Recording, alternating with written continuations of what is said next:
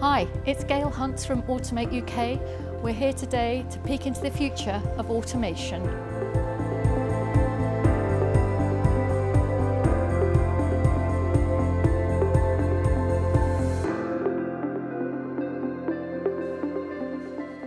So in terms of how you're building them now for the future, is it going to evolve into something different, or how do you think it will change?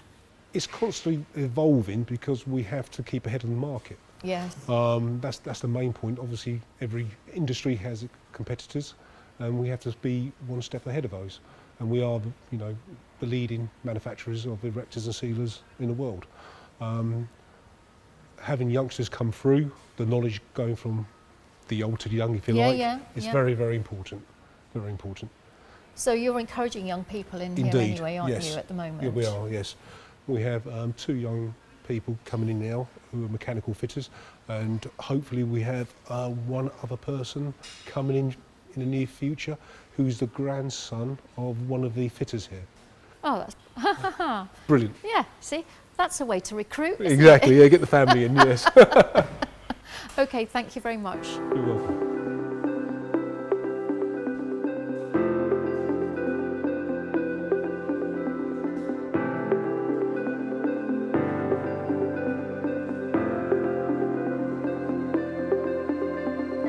So do you think customers see the value of automation, automating their plants? Because if they can't get workers or either, surely automation is the answer. Massively, yeah, massively. Even throughout the time when the orders were quiet, the inquiries weren't quiet. People were preparing for ready when they were going to start ordering again. Right. So we've been quoting and helping people out massively and waiting for those orders to start coming in, which they have done. So to answer your question, I don't think there's ever been any concern that automation isn't the way forward. It's just being able to pick the right time to do it and when the business can afford it and is able to purchase capital equipment, really. Sure, because of course all their costs have gone up to all the customers' Absolutely. Costs have gone, the sugar, ingredients, everything. Everything's gone through the roof, yeah. And of course machines will work 24/7. You put them in a factory and they won't go to the Bahamas on holiday. They stay there and they work hard and they get their money back pretty quickly. That's another thing, actually, looking at the UK market now. I find that people are a lot more open to longer return on investments, whereas before it might be 2 years or a year. I'm finding that obviously with the robotics side of the business, people are looking at, actually, we understand that it's a 3 or 5 year payback, but it's the right way to take our business forward. Oh, well, that is really fantastic to hear, isn't it? And also, let's talk about the robotics business, because of course that's not where Endoline started. It's where you are now, and why did you do that? Yeah, I'm quite proud of the robotics side of things, because that's something I started when, obviously, my father is now semi-retired. So me and my brother started the robotics side of it with a company over in Greece who approached us to work together. They obviously really liked the name that was industry recognised. Yeah. So we struck up a partnership with them, started a new company, and it's just gone from strength to strength. I mean, we've just installed the biggest line in the company's history, 2.5 million at Live Health Foods.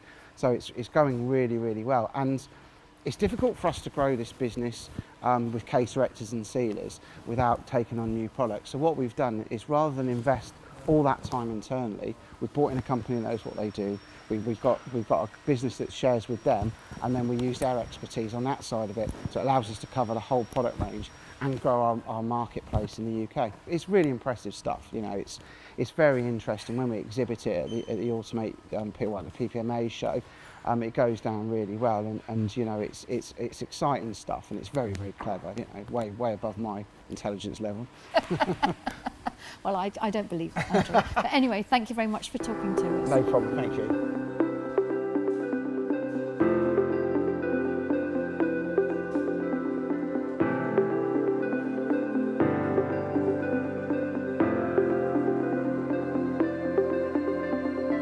So looking to the future, what are customers asking for today and into the future? What do you think they're going to be looking for from your equipment?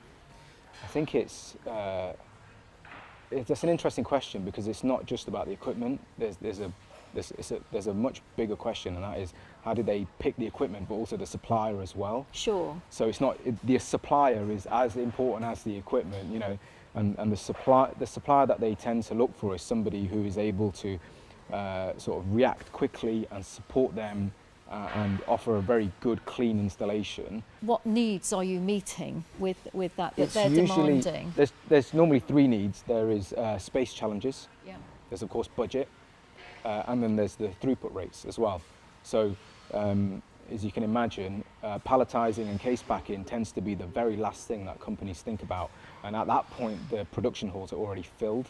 Whereas you've got one operator able to, let's say, pack and palletize in a small confined space, machines need a lot more space than a person. Yeah. But the benefit of a machine is it doesn't need to take breaks, and it's very consistent at what it can do. It'll give you the same consistency and accuracy throughout. And maybe some might argue in 2024 people shouldn't be packing boxes onto robots as their full-time job. It's interesting because a lot of companies have the vision of removing people from their production to save money, Yeah. but it's not the right way of looking at it. What we tend to find is that the people remain where they are and they're upskilled to do lots of different things in the factory. You know, it's, at the moment, I hear the same message from my customers, which is they're struggling to find people Yeah. to do the work. Yeah. So if we're able to automate certain areas which, you know, increase output, increase health and safety, increase the overall performance of the business, they can sort of redistribute the existing operators in that space elsewhere. And what we've also found is some operators are now upskilled to then look after the machinery, which is actually really good for these individuals because not only are they learning something new, but they're going to be getting paid more as well. That's brilliant, absolutely brilliant. So in terms of, do you think the fact that they are struggling to find people for their factories, that actually that should increase the use of automation? Because as you say, they can use their redeployed skills across the factories. Yeah, I mean it's multi-layered really, because that's one of the reasons. But then the consumer, you and I, are always demanding lower and lower prices at the supermarket. The supermarket then demands those low prices from the manufacturer. So the manufacturer now needs to find a way of cutting those costs. Yeah. Machinery automation is one of the reasons, but also removing heads, unfortunately, is another way of saving costs, because the cost of employment now is starting to go up quite drastically, especially in the current economic times. Sure. Okay, well, happy times at Endoline for Yeah, you that's it. and robotics, and we look forward to hearing more later. Thank you. Okay, no worries.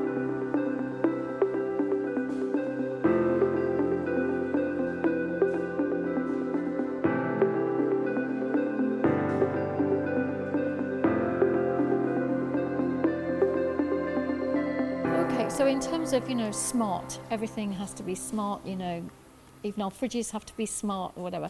How smart are your machines in that? So the machines can be as smart as you need them to be, really. You're able to go in and retrieve data, so we can tell you how many boxes we've run in a day, how many failures you've had, potentially why you've had those failures and things like that. We find more and more that customers, particularly larger customers, are looking to harvest as much information as they possibly can from machines like this. So things like preventative maintenance. Correct. And so you can perhaps understand why the machine's gone down, and if it is a maintenance issue, perhaps you can alter your maintenance routines to negate those sort of things. Okay, so that's what they're asking about now. So let's use our crystal ball and go forward a few years, and we're saying, what will they be demanding that you think your machines are going to have to be doing 5 years, 10 years or whatever? I think for us as a business, certainly from a case erecting and case sealing perspective, the machinery does what it does. All we've done in the past is develop them to be faster. I think what people will be looking at in the future is to automate the trickier bit in the middle, where we're actually product handling and product into a box. Oh, okay.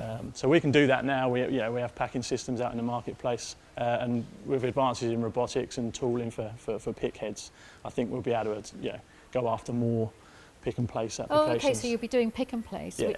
which is new for you, isn't it? Yeah, relatively. It's something we've done in the past, and we've approached it in lots of different ways in the past, but obviously with our sister company Endoline Robotics and their expertise in robotics and product handling, we're now able to offer that as part of the overall offer. So you're going to be benefiting from the new sort of Absolutely, division. yeah, absolutely. And I think that's the way it's going to be. There's going to be a lot more, especially with the challenges around labour. I think there's going to be a lot more call for us to try and fully automate lines rather than perhaps just deliver a box. Just a few bits. Exactly that. Okay, thank you very much for your time. Thank you. Thank you.